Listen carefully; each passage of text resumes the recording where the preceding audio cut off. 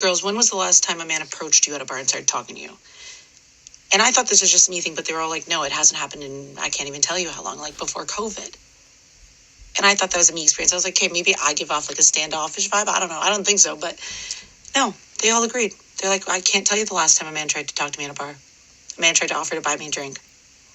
Do men still do that? Men, can you weigh in? And I don't even need the drink, but like the last time, and I'll go up and talk to guys, but like, can someone explain? Ladies keep asking this, but when are you going to realize that there are consequences to your words and actions? It's because men would rather keep to themselves than to be called a creep, or at the very least be publicly embarrassed, or at worst be accused of something. A lot of women do not realize that because of social media, a lot of young men believe that women despise them. Between the 4B movement, the it's all men until no men, and picking the bear over the man, because of this, most of them assume that women genuinely want nothing to do with them. Now, what she's talked about here is definitely a real phenomenon, but something that she said there is something I've heard quite a lot, and I find it quite baffling. She said, because of social media, men feel this way. I've heard this quite a lot, actually. I've actually received some comments on my own channel about not taking too much from what women say on social media. This I find baffling, because the reason why men feel this way about women, they feel fear about approaching women. They feel scared about even talking about how they feel, about what they're thinking, or even in a relationship, they feel afraid to say to their own girlfriends or even their own wives what they want or what they feel. It's not because of social media. Social media, of course, is part of it, but it's only a tiny part of it.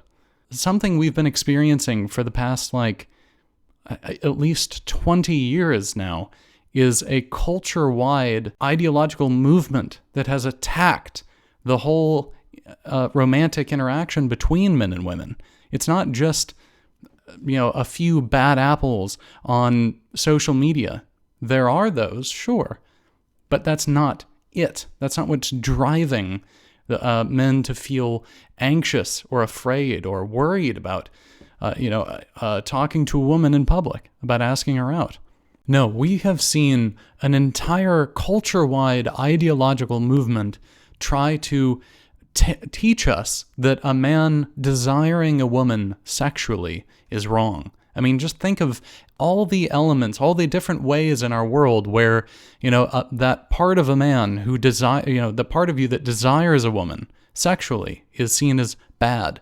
Like, even having an attractive character in a video game is now seen as, scandalous. There are, intellectual leaders out there who are trying to push this idea of, it's wrong, dangerous even, for men to be playing video games with attractive women in it, because then that just, it encourages men to objectify them, which is, if really it just means seeing women in a sexual way and liking it. That's all that means.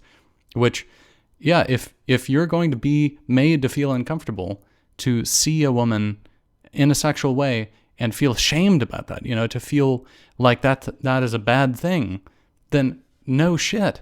No man is going to feel comfortable approaching a woman.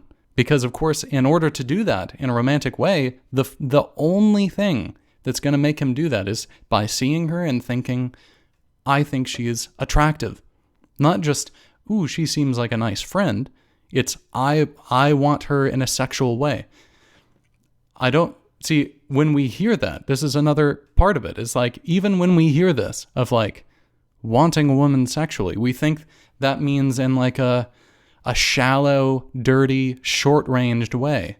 But that's not what that means. I mean, you can see a woman and think, I would love to, with the intention of meeting her, having a family, living the rest of your life with her. But that's still a sexual intention. You still want her.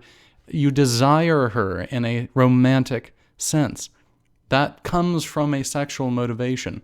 You're not going to go meet and talk to her because, ooh, she seems like she might be financially responsible.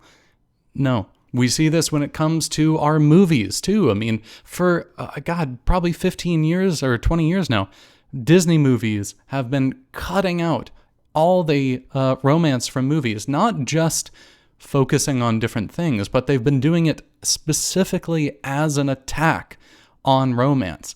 Like, I remember when Maleficent came out, it was in 2010 or 2011 or something like that. And they intentionally made the sort of the prince who came to kiss, I think it was Snow White or something like that. It was that same kind of idea where the prince would come and be the prince to the princess. But every single moment made him to seem redundant, silly, useless, totally irrelevant to the whole plot. He was never seen by the princess as being important, as admirable, as in any way desired.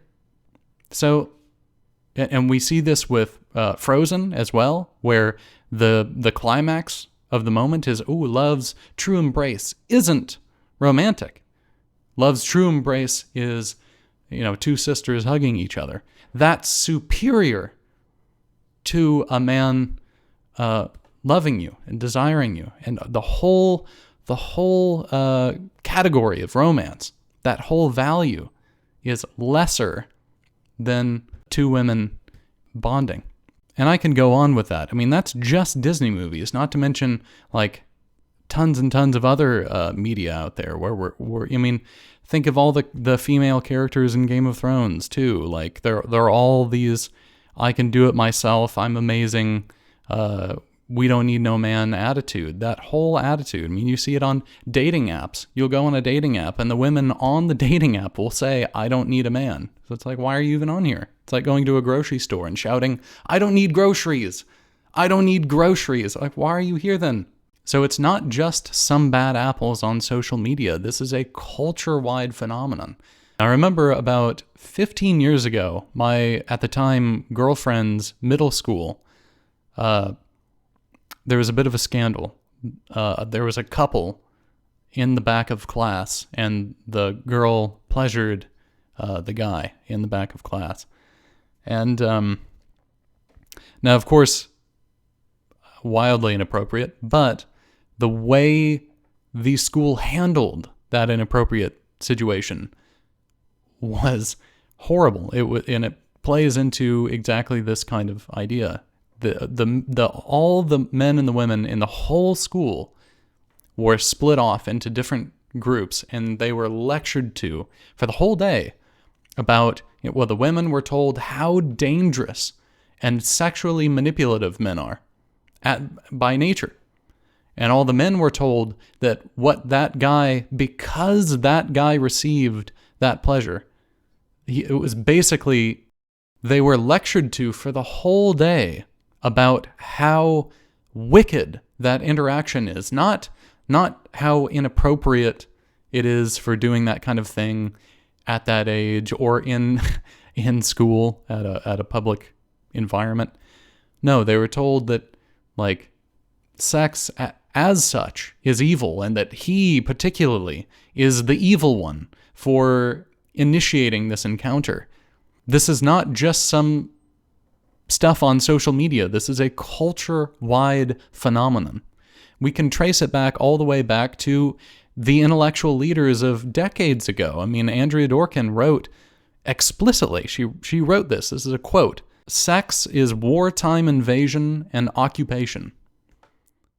The reason why men aren't approaching women is not just because of some crap on social media. It's because the entirety of the modern culture is permeated with this idea that, a man wanting a woman sexually is bad, that there's something inherently dirty and vile there, that a man needs to apologize at every moment, that, he's not a villain, he's not a creep, he needs to feel ashamed about what other men do.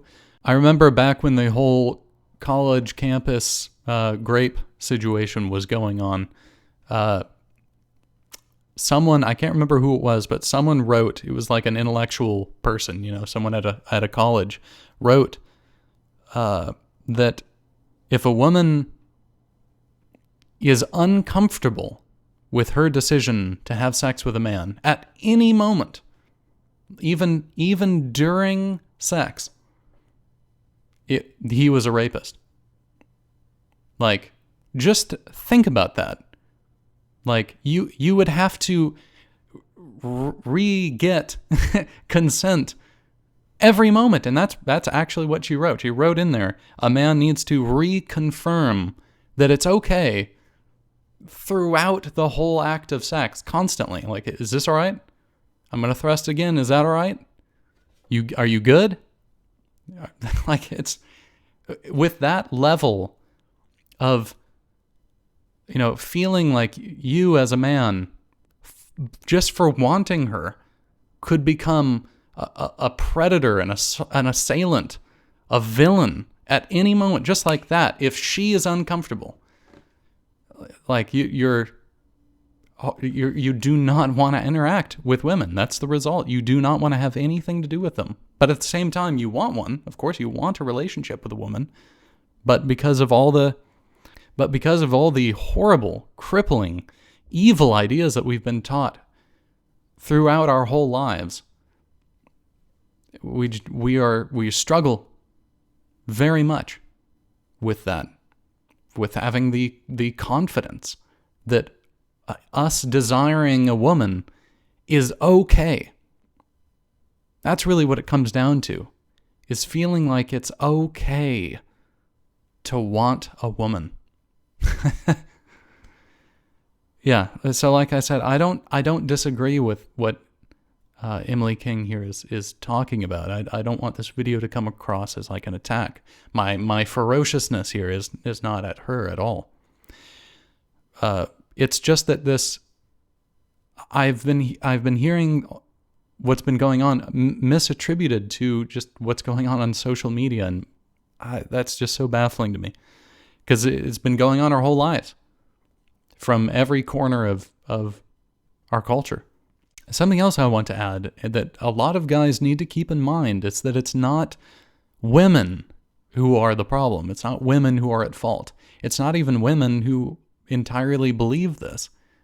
Many women don't really even consciously sign on to this. The thing is this is an ideology that is permeated into our culture, which the effect that has on all of us is that it gets into our subconscious. The way an ideology sits and lives inside of you is it lives in your subconscious in the same way that a habit does. Like, if you grow up and all you're given is even just the feeling that there's something dangerous about, interacting with another woman in a sexual way, asking her out, taking her back to your place or going back to her place, and trying to, encourage a sexual relationship with her. If you're given the sense of, there's something uneasy there, there's something dangerous there, that's going to live in your subconscious. That's going to be there. And when you spend your whole life in a culture where that feeling is there, you don't even need someone to tell you that explicitly. So long as it's there, you're watching your Disney movie and the man is sort of irrelevant and in the background, like in Maleficent, or you watch a commercial and the man gives a little wink or a flirty look, and then the woman that he's being flirtatious with makes sort of a disgusted face. That's going to live inside of you. The more you see how romantic interactions are dangerous, if you're given this idea that that's bad, that's going to permeate in your subconscious. So when you yourself go to do it, you might consciously think, well, this is good. I'm not a predator. I'm not a bad person. This is fine. Doesn't matter. Your subconscious is going to be like, careful. You might not want to do that. Are you sure you want to do that? Are you sure that this is okay? Are you sure she's okay with this? And you're just going to be freaking out without even really knowing why. So like I said earlier, it's not just social media. It's not just some, grumpy, grouchy, annoying women on social media. It's the whole of our culture. I mean, who out there? I'm 33, and I don't think ever in my life have I heard a woman my age or younger give praise and, admiration for men. To openly say, like, yeah, men are wonderful. I love them. I would love to have a man in my life. I've never heard that. I've heard the opposite, more than I can count. Of course, I can give more examples of how this crap is in our culture, but I think you get the idea. I hope you got something out of this video, and I hope to see you next time. Thanks so much for watching.